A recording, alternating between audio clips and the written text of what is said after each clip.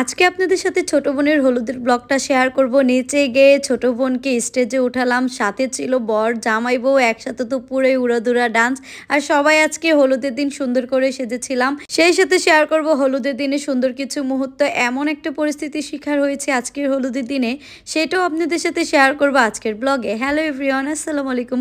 সবাই কেমন আছেন? আমি তাসমিন মামাম ব্লগ থেকে স্মৃতি বলছি। অনেকদিন পর আমাদের পরিবারে একটা বিয়ের অনুষ্ঠান হতে যাচ্ছে। ইদানিং এর মধ্যে আমাদের কোনো বিয়ের অনুষ্ঠান ছিল না, তো হঠাৎ করে যেহেতু আমাদের বিয়ের প্ল্যানটা হয়, তো এদিকে আমরা সব ভাই বোন 1 মাস যাবত কিন্তু অনেক প্ল্যান করে রেখেছি আমরা কে কিভাবে সাজবো, কে কি করব সব কিছু।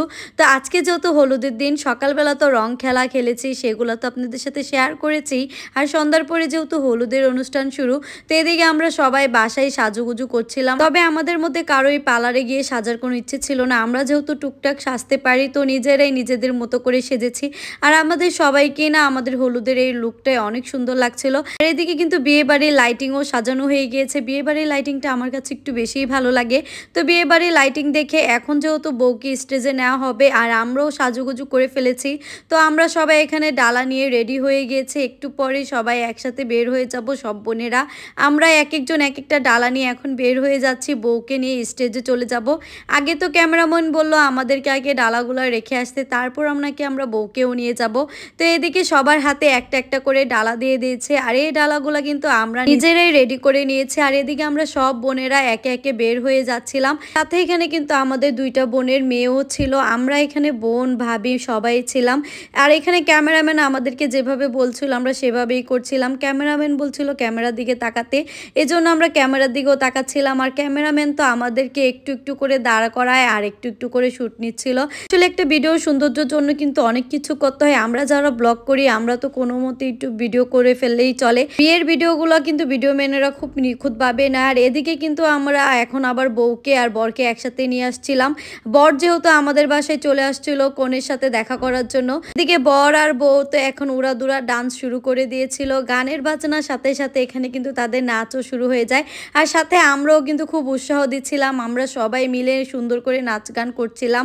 আর এই সময়টা না অনেক ভালো লাগছিল। অনেকদিন পর এমন একটা সুন্দর মুহূর্ত আমরা পেয়েছি সবাই, বড় ছোট সবাই খুব মজা করেছে এই দিনটা। আর এদিকে বউ আর বরের ফটোশুট চলছিল, আর তাদের একসাথে কিছুক্ষণ ফটোশুট করার পর বড়ও কিন্তু বরের বাড়িতে চলে যায়। এদিকে বউর ফটোশুট চলছে, আর এদিকে আমরা বোনেরা মিলে নিজেরা একটু নিজেদের ভিডিও করছিলাম, একটু ডং ঢাং করছিলাম, সাথে একটু গানের সাথে সাথে নাচও করছিলাম। বিয়ে বাড়িতে কিন্তু ভাই বোনেরা সবাই একসাথে হলে কিন্তু এরকমটাই হয়, অনেক মজা অনেক আনন্দ।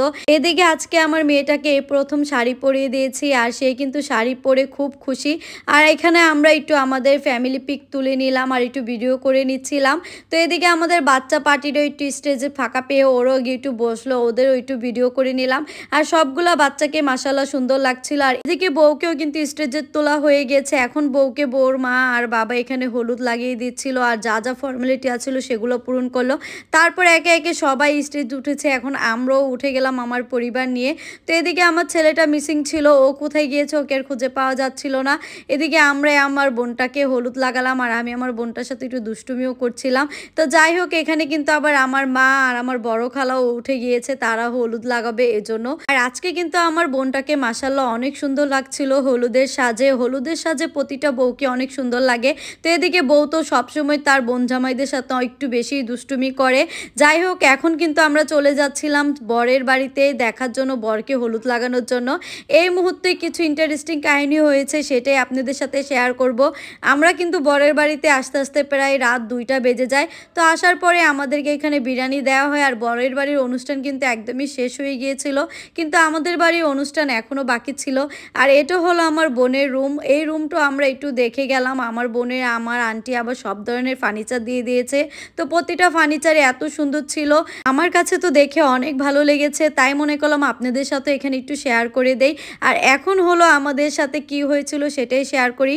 আমরা বরের বাসা থেকে আসার সময় একটুও গাড়ি পাইনি, আমরা প্রায় আধা ঘন্টার রাস্তা হেঁটে আসতে হয়েছে। আর এই জন্য এক একজনের অবস্থা ধরেন আরও খারাপ হয়ে গিয়েছে। তো রাস্তা হেঁটে আসার সময় একটু ভয়ও লাগছিল, এই রাস্তাটা নাকি বেশি একটা ভালো না এখানে, তাই আমরা সবাই তো একটু বেশি ভয় পেয়ে গিয়েছিলাম। আসার পরে একটু ড্রেস চেঞ্জ করে আমরা সবাই আবার স্টেজে চলে আসি আমার বোনটাকে নিয়ে একটু নাচ গান করতে। আর এই সময়টা না আমরা তেমন একটা সময় পাইনি, কারণ একটু পরে আজান দিয়ে দিবে। তারপর তারপরে যতটুক পেরেছি আমরা সবাই মিলে খুব মজা করেছিলাম। আর এদিকে কিন্তু কালকের জন্য রান্না বান্নাও শুরু করে দিয়েছে বাবুর্চিরা। কালকে দুপুরে যেহেতু খাওয়া দাওয়ার আয়োজন, তো আজকের মতো ভিডিওটা এখানে শেষ করছি। সবাই ভালো থাকবেন, আল্লাহ হাফেজ।